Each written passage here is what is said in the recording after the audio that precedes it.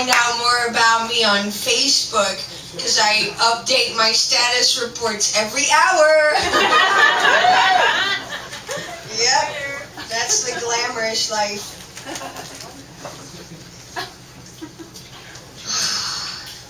Hi, everybody. Hi, Rebecca. It's so nice to be performing or reading in a place where everybody is reading about sex, and it's not some place where everybody's blushing because I decide to read the ass sex chapter. But then I have to go on the opposite route because this is like the ass sex crowd. I'm going to read about tantric sex. I'm contrary like that.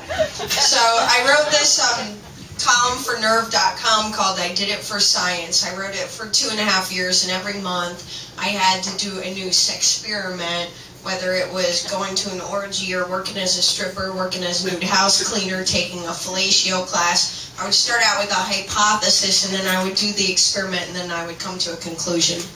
Well, the last column I ever wrote was about tantric sex, because it coincided with me falling in love, which is a good way to end a career as a sex columnist.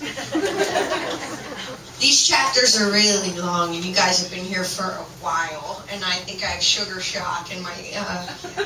So I'm going to start in the middle and skip around a little bit. This chapter is the second to last chapter before I get dumped and have a nervous breakdown. It's called Getting Metaphysical. It was clearly time for a little stroll down the path to enlightenment. I felt like Patty Boyd on the eve of her Maharishi Mahesh Yogi phase. But the thought of giving up sex and alcohol did not appeal to me, especially now that I had a boyfriend so hot he made my yoni flow like the Ganges River. Luckily, there is Tantra, the self-improvement rite one can engage in while naked and boning. I wondered if it was really better than regular sex. It is mostly hippies who espouse the virtues of tantric sex, and I have always been mistrustful of hippies, the result of reading Helter Skelter during my formative years. There was only one way to find out, so I get my BF boyfriend at the time to agree to it, and I take a class by myself where this hippie woman, Shakti Cheryl, I walk in and she goes, "Okay, now dance to the music," like immediately. I had to pretend like there was a tree going into my feet.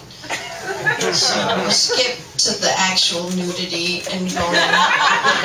It was like 3 days later. If there's one sex book you should ever buy other than mine, it's The Idiot's Guide to Tantric Sex, which is maybe the greatest book ever written. It's embarrassing to buy, sure, but you get the last laugh because you'll have better sex than you've ever had in your life. Okay, page 224. We stripped and he lay on his stomach. After warming oil between my hands, I ran my fingers up and down his body from his calves to his back. Turning over, he lay on his back, propping up pillows so he could watch, as Dr. Koryansky suggested. The Idiot's Guide also cautioned that as a man lies on his back, a traditionally female passive position, he might feel vulnerable. As if on cue, Daniel announced, "I have never felt more vulnerable in my life." I assured him that all he had to do was relax. He didn't have to worry about staying hard or accidentally jizzing on his masseuse's hands. Like me, Tantra is not goal-oriented. "Just enjoy yourself," I said, lubing him up and taking him between my palms. The act of stroking a penis with no intent of getting its owner off was unfamiliar but liberating. I had to remind myself that I wasn't giving a hand job, but a lingam massage. The goal was not to choke the chicken, but to pet the chicken and basically give the chicken the best night of his life. Because I'm a perfectionist, I studied this section on lingam massage the way a Harvard law student might study for the bar exam. Still, I worried it might seem too technical, like playing doctor, so I made a point of looking into Daniel's eyes as I palmed his crown and polished his helmet. When I placed one hand around the base and used the other to work the tip like an orange juicer, it appeared he was ready to explode. I languished over his lingam until he was so turned on he suggested I hop on board. Straddling him, I slipped my dripping yoni onto his wand. Rain blew through the window onto our skin. He used his free hands to caress my skin and polish my pearl until I nearly blacked out from pleasure. Oh, is someone crying? Opening my eyes. I cry inside every time I read this. Opening my eyes, we kissed and soul gazed. Leaning back, I used the pair of tongs to squeeze his lingam like a hot piece of pound cake. Rocking back and forth, I put my hand over his heart chakra. Put your hand on my heart, I said. He stretched his hand out and placed it on my chest. His energy raced through me like electricity. It was similar to the scene in The Dark Crystal where the Gelflings share all of their memories and experiences just by touching hands. Up to this point, I doubted the veracity of tantric sex. I thought maybe it was a 5,000-year-old hoax perpetuated by hippies out to make a buck off premature ejaculators. But when Daniel touched my heart, I felt the love he had for me as a human being, and I understood why tantric sex will be here long after bukkake and rainbow parties have gone. It's not about clits, titties, ass, boners, or even sucking your jizz back up your spine and into the coiled serpent lying dormant within you. It's about consciously finding your own energy and giving it to your lover while you also give that person your body. Daniel must have felt that too, because we gave ourselves over to the apparent cheesiness with abandon. You look so beautiful right now. It's like I'm fucking nature, he said. Yeah, this happened. You look so beautiful, I said. I feel like I'm fucking Hercules. But not the Kevin Sorbo Hercules. More like the one I imagine.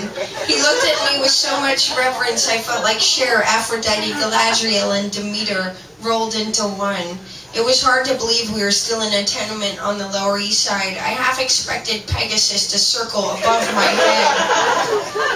Almost done. Blissed out, we continued. This is like tantric sex. We're just going to keep going.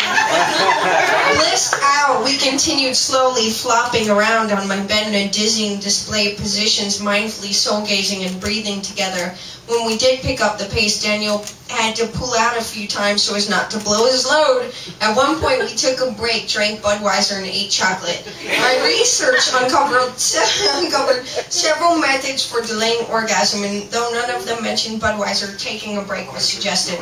I replaced the Reiki CD with a homemade playlist full of music infused with mystical imagery, T-Rex, the Beatles, and the zombies. After going to Mouth Congress on his penis, we were ready for another ecstatic union. His love arrow vibrated inside me, and I knew it was only a matter of time until he reached the point of no return. What do you want, Jen? He asked. I think it's probably time you fucked me as hard and fast as you want, I answered, pulling my knees to my chest. As the late George Harrison's melodious voice echoed forth from my laptop, I completely understood, singing in my own inspired chant, my Lord, oh my God, don't stop. I moaned, pulling him closer. Are you sure? Are you sure? Uh-huh. Okay. Moments later, he came, filling a condom with enough seminal fluid to irrigate a small village. I think I'll stop